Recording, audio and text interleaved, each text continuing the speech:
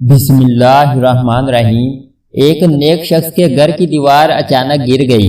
اسے بڑی پریشانی لاحق ہوئی اور وہ اسے دوبارہ بنوانے کے لیے کسی مزدور کی تلاش میں گھر سے نکلا اور چوراہے پر جا پہنچا۔ وہاں اس نے مختلف مزدوروں کو دیکھا جو کام کے انتظار میں بیٹھے تھے۔ ان میں ایک نوجوان بھی تھا جو سب سے الگ تھلگ کھڑا تھا۔ اس کے ایک ہاتھ میں تھیلا اور دوسرے ہاتھ میں تیشا تھا۔ اس شخص کا کہنا ہے کہ میں نے اس نوجوان سے پوچھا، کیا تم مزدوری کرو گے؟ نوجوان نے جواب دیا، ہاں۔ میں نے کہا، گارے کا کام کرنا ہوگا۔ نوجوان کہنے لگا، ٹھیک ہے، لیکن میری 3 شرطیں ہیں۔ اگر تمہیں منظور ہوں تو میں کام کرنے کے لیے تیار ہوں۔ پہلی شرط یہ ہے کہ تم میری مزدوری پوری ادا کرو گے۔ دوسری شرط یہ ہے کہ مجھ سے میری طاقت اور صحت کے مطابق کام لوگے۔ اور تیسری شرط یہ ہے کہ نماز کے وقت مجھے نماز ادا کرنے سے نہیں روکو گے۔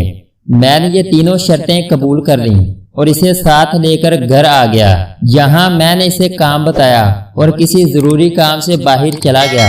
جب میں شام کے وقت واپس آیا تو دیکھا اس نے عام مزدوروں سے دوگنا کام کیا تھا۔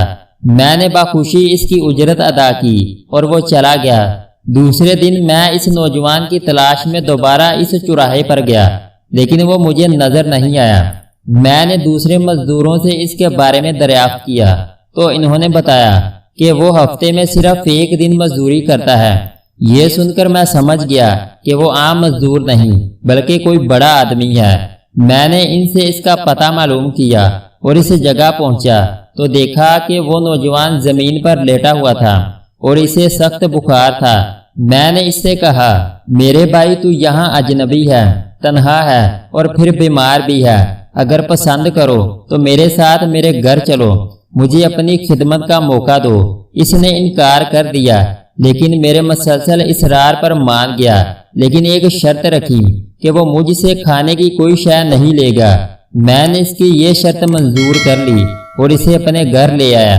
وہ 3 دن میرے گھر قیام پذیر رہا، لیکن اس نے نہ تو کسی چیز کا مطالبہ کیا اور نہ ہی کوئی چیز لے کر کھائی۔ چوتھے روز اس کے بخار میں شدت آ گئی تو اس نے مجھے اپنے پاس بلایا اور کہنے لگا، میرے بھائی، لگتا ہے کہ اب میرا آخری وقت قریب آ گیا ہے، لہذا جب میں مر جاؤں تو میری اس وصیت پر عمل کرنا کہ جب میری روح جسم سے نکل جائے تو میرے گلے میں رسی ڈالنا اور گھسیٹتے ہوئے باہر لے جانا اور اپنے گھر کے ارد گرد چکر لگوانا اور یہ صدا دینا کہ لوگوں، دیکھ لو، اپنے رب تعالیٰ کی نافرمانی کرنے والوں کا یہ حشر ہوتا ہے۔ شاید اس طرح میرا رب عز و جل مجھے معاف کر دے۔ جب تم مجھے غسل دے چکو تو مجھے انہی کپڑوں میں دفن کر دینا، پھر بغداد میں خلیفہ ہارون الرشید کے پاس جانا اور یہ قرآن مجید اور انگوٹھی انہیں دینا اور میرا یہ پیغام بھی دینا کہ اللہ عز و جل سے ڈرو، کہیں ایسا نہ ہو کہ غفلت اور نشے کی حالت میں موت آ جائے اور بعد میں پچھتانا پڑے، لیکن پھر اس سے کچھ حاصل نہ ہوگا۔ وہ نوجوان مجھے یہ وصیت کرنے کے بعد انتقال کر گیا۔ میں اس کی موت کے بعد کافی دیر تک آنسو بہاتا رہا اور غمزدہ رہا۔ پھر نہ چاہتے ہوئے بھی میں نے اس کی وصیت پوری کرنے کے لیے ایک رسی لی اور اس کی گردن میں ڈالنے کا ارادہ کیا تو کمرے کے ایک کونے سے ندا آئی کہ اس کے گلے میں رسی مت ڈالنا۔ کیا اللہ عز و جل کے اولیاء سے ایسا سلوک کیا جاتا ہے؟ یہ آواز سن کر میرے بدن پر کپ کپی طاری ہو گئی۔ یہ سننے کے بعد میں نے اس کے پاؤں کو بوسہ دیا اور اس کے کفن و دفن کا انتظام کرنے چلا گیا۔ اس کی تدفین سے فارغ ہونے کے بعد میں اس کا قرآن پاک اور انگوٹھی لے کر خلیفہ کے محل کی جانب روانہ ہو گیا۔ وہاں جا کر میں نے اس نوجوان کا واقعہ ایک کاغذ پر لکھا اور محل کے داروغہ سے اس سلسلے میں بات کرنا چاہی تو اس نے مجھے جھڑک دیا اور اندر جانے کی اجازت دینے کی بجائے اپنے پاس بٹھا لیا۔ آخر کار خلیفہ نے مجھے اپنے دربار میں طلب کیا اور کہنے لگا، کیا میں اتنا ظالم ہوں کہ مجھ سے براہ راست بات کرنے کی بجائے رقیے کا سہارا لیا؟ میں نے عرض کی، اللہ تعالیٰ آپ کا اقبال بلند کرے، میں کسی ظلم کی فریاد لے کر نہیں آیا بلکہ ایک پیغام لے کر حاضر ہوا ہوں۔ خلیفہ نے اس پیغام کے بارے میں دریافت کیا تو میں نے وہ قرآن مجید اور انگوٹھی نکال کر اس کے سامنے رکھ دی۔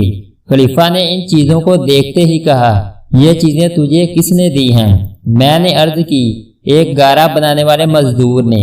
خلیفہ نے ان الفاظ کو 3 بار دہرایا، گارا بنانے والا، گارا بنانے والا، گارا بنانے والا، اور رو پڑا۔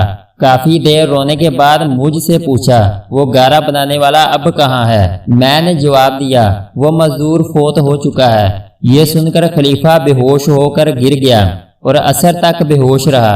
میں اس دوران حیران و پریشان وہیں موجود رہا۔ پھر جب خلیفہ کو کچھ افاقہ ہوا تو مجھ سے دریافت کیا، اس کی وفات کے وقت تم اس کے پاس تھے؟ میں نے اس بات میں سر ہلا دیا تو کہنے لگا، اس نے تجھے کوئی وصیت بھی کی تھی؟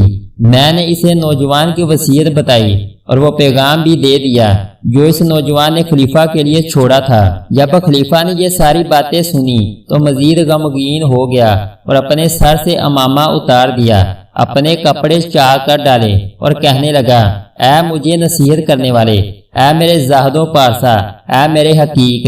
اس طرح کے بہت سے القابات خلیفہ نے اس مرنے والے نوجوان کو دیے اور مسلسل آنسو بھی بہاتا رہا۔ یہ سارا معاملہ دیکھ کر میری حیرانی اور پریشانی میں مزید اضافہ ہو گیا کہ خلیفہ ایک عام سے مزدور کے لیے اس قدر غمزدہ کیوں ہے۔ جب رات ہوئی تو خلیفہ نے مجھ سے اس کی قبر پر لے جانے کی خواہش ظاہر کی تو میں اس کے ساتھ ہو لیا۔ خلیفہ چادر میں منہ چھپائے میرے پیچھے پیچھے چلنے لگا۔ جب ہم قبرستان میں پہنچے تو میں نے ایک قبر کی طرف اشارہ کر کے کہا، علی جا، یہ اس نوجوان کی قبر ہے۔ خلیفہ اس کی قبر سے لپٹ کر رونے لگا۔ پھر کچھ دیر رونے کے بعد اس کی قبر کے سرہانے کھڑا ہو گیا اور مجھ سے کہنے لگا، یہ نوجوان میرا بیٹا تھا، میری آنکھوں کی ٹھنڈک اور میرے جگر کا ٹکڑا تھا۔ ایک دن یہ رقص و سرور کی محفل میں گم تھا کہ مکتب میں کسی بچے نے یہ آیت کریمہ تلاوت کی جس کا ترجمہ ہے، کیا ایمان والوں کو ابھی وہ وقت نہ آیا کہ ان کے دل جھک جائیں اللہ کی یاد کے لیے؟ جب اس نے یہ آیت سنی تو اللہ تعالیٰ کے خوف سے تھر تھر کانپنے لگا اور اس کی آنکھوں سے آنسو کی جڑی لگ گئی اور یہ پکار کر کہنے لگا، کیوں نہیں، کیوں نہیں، اور یہ کہتے ہوئے محل کے دروازے سے باہر نکل گیا۔ اس دن سے ہمیں اس کے بارے میں کوئی خبر نہ ملی یہاں تک کہ آج تم نے اس کی وفات کی خبر دی۔ اگر آپ کو ہماری ویڈیو اچھی لگی ہے تو اس کو لائک اور سبسکرائب کریں۔